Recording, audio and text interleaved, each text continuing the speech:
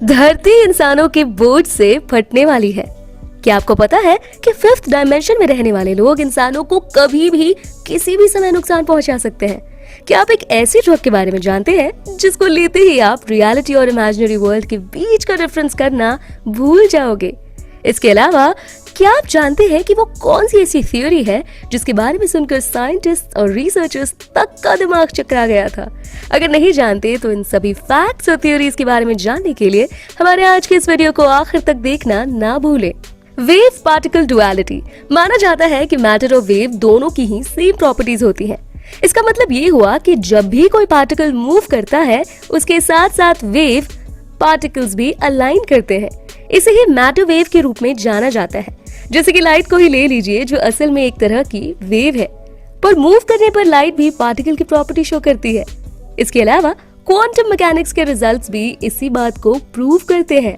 बता दें कि वेव पार्टिकल्स की मदद से ही क्वांटम मैकेनिक्स का एवोल्यूशन हुआ है। इस थियरी में ये भी बताया गया है कि असल में पार्टिकल्स नहीं बल्कि वेव्स की प्रॉपर्टी शो करते हैं और वेव्स नहीं बल्कि पार्टिकल्स की प्रॉपर्टी शो करते हैं। इसके अलावा किसी ह्यूमन बॉडी के मूव करने पर भी हमारे साथ एक तरह की वेव एसोसिएट होती है। इस प्रोसेस को मैटर वेव के नाम से भी जाना जाता है। The great filter. आपको ये बात अजीब नहीं लगती कि हमारी यूनिवर्स की एज 13.8 बिलियन साल के करीब आकी गई है और यहाँ ह्यूमंस का एवोल्यूशन आज से करीब 2 लाख साल पहले होना शुरू हुआ था। इतना ही नहीं, वैज्ञानिक इस बात का भी अंदाजा लगा चुके हैं कि पूरे सोलर सिस्टम में एक नहीं बल्कि कई सारी गैलेक्सीज और यूनिवर्स के साथ साथ मिलियंस ऑफ प्लैनेट्स भी मौजूद है। इसके बाद भी हम ऐसा मानते हैं कि इस पूरे यूनिवर्स में हम अकेले हैं। ये बात थोड़ी अजीब नहीं लगती? ऐसे में कुछ क्रिटिक्स की बात का जवाब देते हुए रॉबिन हैंसन ने थ्योरी दी कि हर छोटी बड़ी सिविलाइजेशन ने अपने एरिया में एक तरह का बैरियर बना रखा है जो एक तरह से फिल्टर का काम करता है, ताकि एक सभ्यता किसी दूसरी सभ्यता को आगे बढ़ने या इवॉल्व करने से रोक नहीं पाए।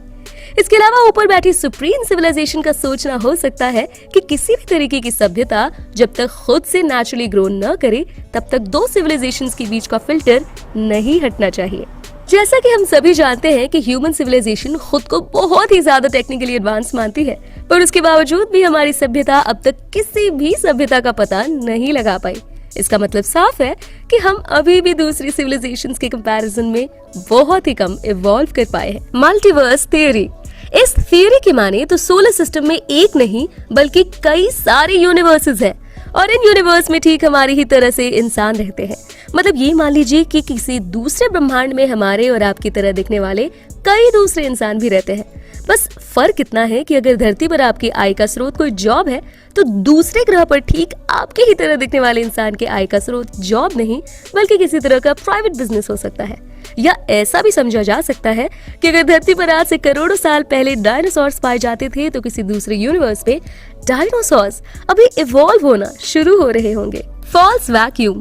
क्या हो अगर आपको पता चले कि हमारा ब्रह्मांड बस एक बुलबुला भर है और इस बड़े से बुलबुले के अंदर ही हमारा नन्हा सा ग्रह रखा हुआ है।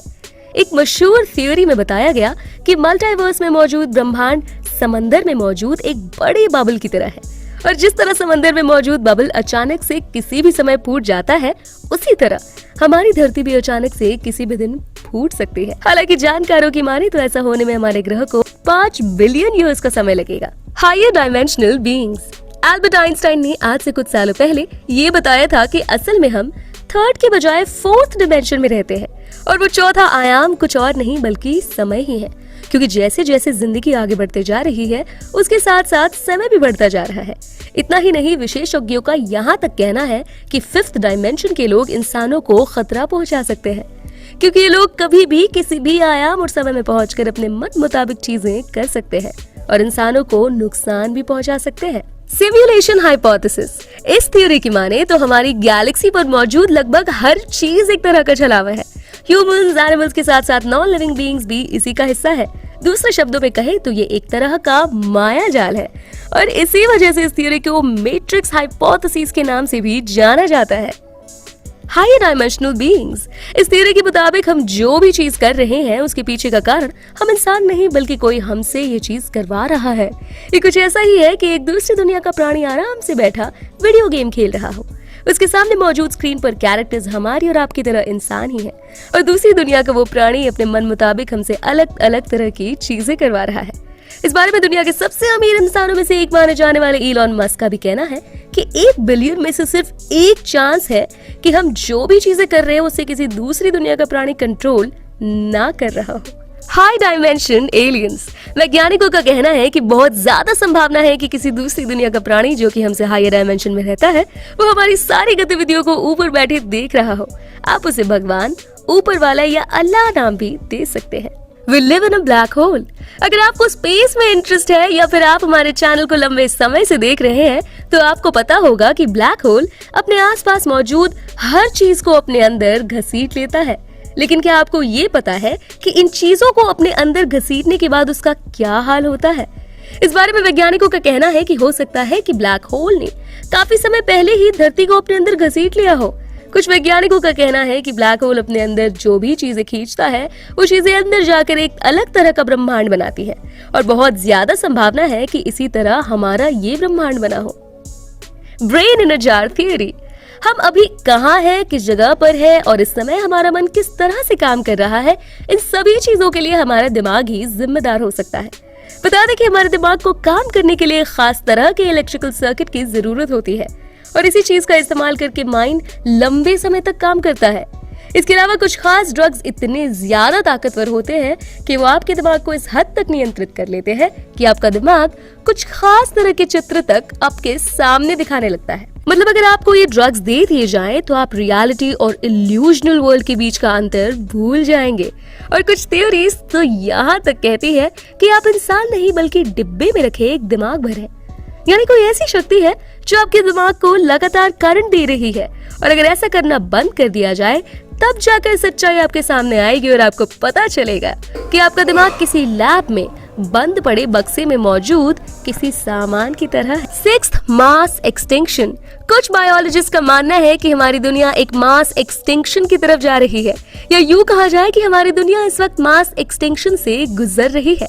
इसका मतलब है कि दुनिया भर में मौजूद 99% इंसान और जंगली जानवर अपनी मौत की तरफ अग्रसर हो रहे हैं और इस मौत का कारण कुछ भी हो सकता है। सुनामी से लेकर भूकंप या फिर किसी भी तरह की प्राकृतिक आपदा के चलते धरती पर मौजूद 99% लिविंग क्रीचर्स मारे जाएंगे। ऐसा इसलिए क्योंकि कुछ जानकारों का कहना है कि धरती हर कुछ समय बाद अपने ऊपर लदे हुए बोझ को हल्का करती है और इस समय जिस तरह से इंसानों की आबादी बढ़ रही है और इस आबादी के चलते जिस तरह से इंसान धरती को प्रदूषित कर रहे हैं उसको देखकर ये साफ अंदाजा लगाया जा सकता है कि धरती जल्द ही किसी आपदा का रूप लेकर इंसानों और जीव जंतु की जान की दुश्मन बनने वाली है। बता दें कि धरती अब तक 5 बार इस तरह की चीजें कर चुकी है और आप अपने ऊपर लादे हुए बोझ को हल्का कर चुकी है। मतलब अगली बारी हम इंसानों की है। अगर आपको हमारा ये वीडियो पसंद आया हो तो लाइक करें और अपने व्यूज को कमेंट में लिखना ना भूलें।